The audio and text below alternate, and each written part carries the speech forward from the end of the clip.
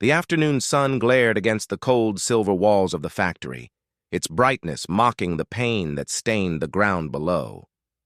A small doll lay broken on the dusty pavement, its arm twisted, its face smeared with dirt, a silent witness to the chaos that had unfolded moments earlier. Nearby, a young woman struggled to rise. Her blonde hair was tangled, her lips split, and one cheek already swelling purple.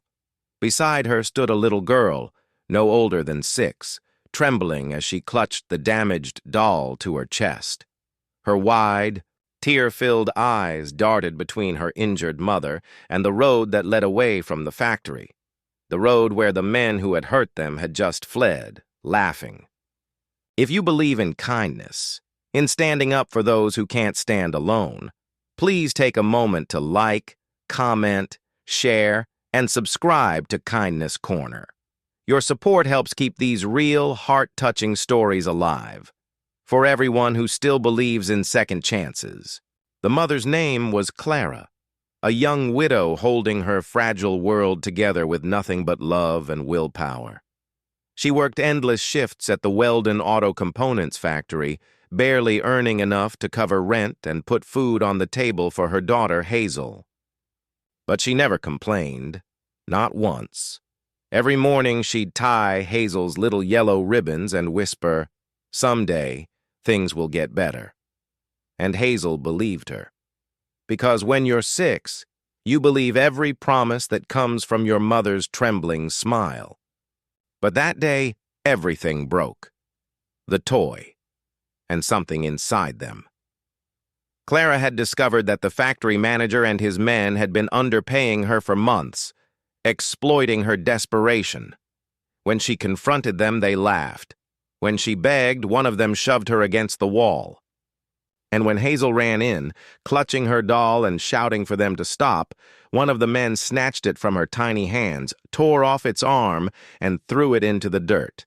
Then they left, leaving a bruised mother and a sobbing child beneath the open sky. Clara tried to stay strong. She wiped the blood from her lip and whispered, "It's okay, baby. Mommy's fine." But her voice trembled with pain. Hazel didn't speak. She just held her broken toy close, her tears dripping silently onto the pavement. But fate wasn't done with them yet. From the distance came a deep rumble. Engines. The sound grew louder, heavier, until it became a thunder that shook the street. Hazel turned and saw them. 5 bikers, their chrome Harleys gleaming in. The afternoon light, black vests marked with a red-winged skull that read, "Hell's Angels."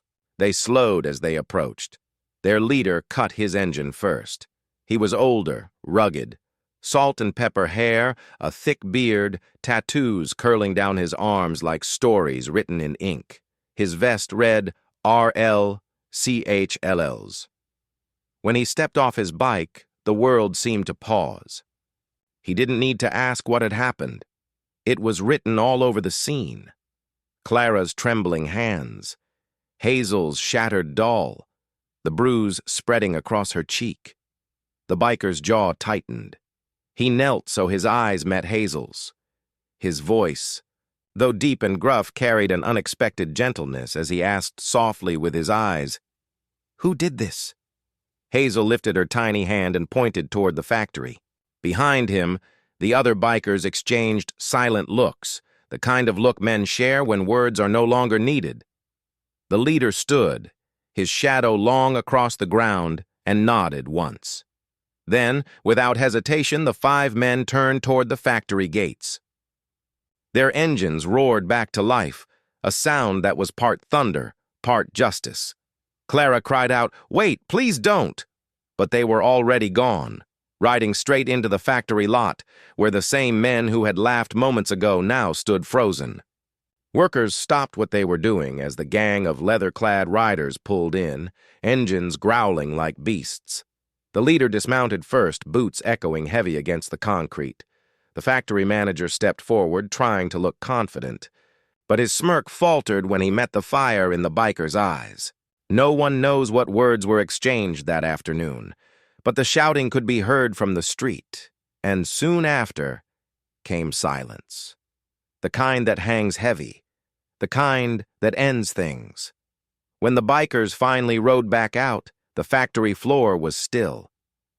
The men who had hurt Clara never laughed again that day. Hazel stood gripping her mother's hand as the roar of motorcycles returned. The leader stopped his bike beside them and took something from his vest pocket. A new doll, soft and clean, its blue dress fluttering in the breeze. He handed it to Hazel, who stared through her tears. Then, without a word, he reached into his wallet, took out an envelope thick with bills, and placed it in Clara's trembling hand. She tried to refuse, but he shook his head, a silent gesture that said, "You've been through enough." The bikers turned to leave, but before he mounted his bike, the leader looked down at Hazel one last time. The little girl managed a small, tearful smile, clutching her new doll close. Then, with a thunderous roll of engines, they rode away. 5 men the world often called dangerous, yet who had just done something profoundly kind. The next morning, the factory gates remained closed. Rumors spread that management had suddenly resigned. Clara never saw those men again. For the first time in years, she walked home with her head held high.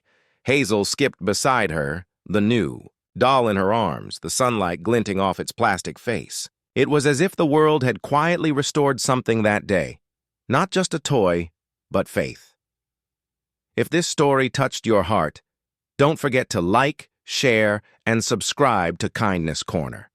Every story we tell is a reminder that compassion can come from the most unexpected places, sometimes even from those the world misunderstands. Before you go, tell us in the comments, would you have done what the bikers did? Because sometimes heroes don't wear capes, they wear leather and ride toward the storm.